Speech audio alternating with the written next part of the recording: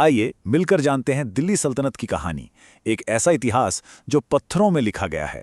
तो शुरुआत करते हैं इस एक तस्वीर से। ये जो खूबसूरत इमारत है, यह है दिल्ली के लोधी गार्डन का बड़ा गुंबद। अब सवाल ये उठता है कि क्या ये अकेली इमारत, सिर्फ एक इमारत, 300 साल लंबे एक पूरे साम्राज्य की दास्तान सुना सकती है? चलिए पता लगाते हैं। हाँ बिल्कुल, हम बात कर रहे हैं दिल्ली सल्तनत की, जिसने 1206 से 1526 तक यानी 320 सालों से भी ज्यादा एक बहुत लंबे अरसे तक भारतीय उपमहाद्वीप के एक बड़े हिस्से पर राज किया। तो इस कहानी की शुरुआत होती है इसके राजनैतिक सफर से। ये कोई एक राजा या एक खानदान की कहानी नहीं है, बल्कि 5 अलग-अलग राजवंशों की कहानी है। हाँ, तो इस लंबे दौर में दिल्ली की गद्दी पर एक के बाद एक 5 वंश आए। सबसे पहले गुलाम वंश, फिर खिलजी वंश, उसके बाद तुगलक, फिर सैयद और आखिर में लोधी वंश। तो इस सल्तनत की कुछ खास बातें क्या थीं? पहली बात तो ये कि इसकी नींव तुर्क मामलुकों ने रखी थी, मतलब गुलाम सेनापतियों ने। और दूसरी बहुत बड़ी बात, इसने मंगोलों के हमलों को रोका था। जरा सोचिए, उस दौर में चंगेज खान के मंगोलों ने मध्य एशिया से लेकर यूरोप तक बड़े बड़े साम्राज्यों को रौंद डाला था। तो ये कोई छोटी मोटी जीत नहीं थी, इसने भारत को उस बड़ी तबाही से बचा लिया। इतना ही नहीं, इसी सल्तनत ने इस्लामी इतिहास की चंद महिला शासकों में से एक रजिया सुल्ताना को दिल्ली की गद्दी पर बिठाया। तुगलक वंश के समय में सल्तनत अपने सबसे बड़े आकार तक पहुंची और फिर 1526 में मुगलों के आने के साथ इसका अंत हो गया। अच्छा, ये मामलुक शब्द बार बार आ रहा है तो इसे समझना जरूरी है। मामलुक का सीधा सा मतलब था एक फौजी गुलाम। होता ये था कि मध्य एशिया के तुर्क लोगों को गुलाम बनाकर उन्हें इस्लाम कबूल करवाकर बहुत काबिल सैनिक बनाया जाता था। और कमाल की बात देखिए, इनमें से कई सिर्फ सैनिक ही नहीं रहे, बल्कि अपनी काबिलियत के दम पर सुल्तान तक बन गए। पर देखिए, सल्तनत का इतिहास सिर्फ जंगों और बादशाहों का लेखा जोखा नहीं है। ये एक नई मिली जुली संस्कृति के जन्म की भी कहानी है। तो चलिए अब थोड़ा राजा महाराजाओं से हटकर उस सांस्कृतिक असर की बात करते हैं जो आज भी हमारे बीच मौजूद है। इस दौर की सबसे बड़ी देन शायद यही थी कि इसने भारतीय उपमहाद्वीप को एक ग्लोबल कॉस्मोपॉलिटन कल्चर से जोड़ दिया। मतलब ये एक ऐसा टाइम था जब दुनिया भर की अलग अलग संस्कृतियां यहां आकर एक दूसरे में घुल मिल रही थीं।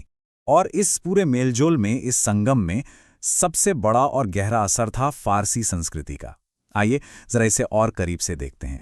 यहां पर यह कल्चरल फ्यूजन बहुत साफ नजर आता है। एक तरफ ईरान यानी फारस से भाषा और साहित्य आया, सरकार चलाने के नए तौर तरीके आए, नए रीति रिवाज और आर्किटेक्चर आया। और दूसरी तरफ इन सब चीज़ों का मेल हुआ भारत के अपने स्थानीय हुनर के साथ, यहाँ की कारीगरी, यहाँ पहले से मौजूद कला और यहाँ मिलने वाले सामान के साथ। अब सवाल ये है कि ये मेलजोल हुआ कैसे? इसकी एक बहुत बड़ी वजह वही मंगोल हमले थे। देखिए, जब मंगोलों ने ईरान और सेंट्रल एशिया में भारी तबाही मचाई तो वहाँ के पढ़े लिखे लोग, कलाकार, सूफी संत, हुनरमंद कारीगर सब एक महफूज ठिकाना ढूंढ रहे थे, और वो ठिकाना उन्हें मिला दिल्ली सल्तनत में। तो हुआ ये कि हुनर और इल्म की एक पूरी लहर हिंदुस्तान चली आई और यहीं से उस नई फारसी रंग में रंगी तहजीब की बुनियाद पड़ी। तो ठीक है, ये सब तो इतिहास की बातें हैं, पर इस कल्चरल फ्यूजन को हम आज कहाँ देख सकते हैं? इसका सबसे पक्का, सबसे ठोस सबूत मिलता है उस दौर की इमारतों में, उसके आर्किटेक्चर में। ये इमारतें मानो एक पुल की तरह हैं जो उस जमाने को आज से जोड़ती हैं। और कई एक्सपर्ट्स भी यही मानते हैं कि खासकर लोधी दौर का आर्किटेक्चर एक पुल जैसा है। ये सल्तनत के आर्किटेक्चर और उसके बाद आने वाले मुगलों के शानदार आर्किटेक्चर के बीच की कड़ी है। मतलब ये एक बहुत ही जरूरी बदलाव का दौर था। और इस बदलाव का, इस ट्रांजिशन का सबसे बेहतरीन नमूना है यही बड़ा गुंबद। देखने में तो ये किसी मकबरे जैसा लगता है, पर हैरानी की बात यह है कि इसके अंदर कोई कब्र है ही नहीं। तो माना यह जाता है कि ये असल में अपनी बगल वाली मस्जिद में जाने का एक आलीशान 2 मंजिला गेटवे था। अब जरा इसकी मस्जिद पर नजर डालते हैं। ये 1494 में बनी थी। इसमें 5 मेहराबें हैं और गुंबदों के ऊपर कमल के फूल का डिजाइन है जिसे कलश कहते हैं। और यही डिजाइन बाद में मुगल आर्किटेक्चर की एक पहचान बन गया। तो समझ रहे हैं, बदलाव की शुरुआत यहीं से हो रही थी। और एक और दिलचस्प चीज है, बाहर और अंदर का फर्क। मस्जिद बाहर से देखने में काफी सादी लगती है, लेकिन जैसे ही अंदर जाते हैं तो वहां की सजावट और कारीगरी देखकर दंग रह जाते हैं। इससे साफ पता चलता है कि बनाने वालों का असली जोर अंदर की खूबसूरती पर था। तो यहाँ पर आर्किटेक्चर की एक बिल्कुल नई जबान तैयार हो रही थी। इसमें प्लास्टर पर की गई नक्काशी थी, रंग बिरंगी टाइलों का इस्तेमाल था और प्लास्टर में ही कुरान की आयतें भी खोदी गई थीं। साथ ही तुगलक दौर की तरह पतली मीनारें भी थीं और गुंबदों को सहारा देने के लिए कॉबेल पेंडेंटिस जैसी नई टेक्नोलॉजी का भी इस्तेमाल हुआ।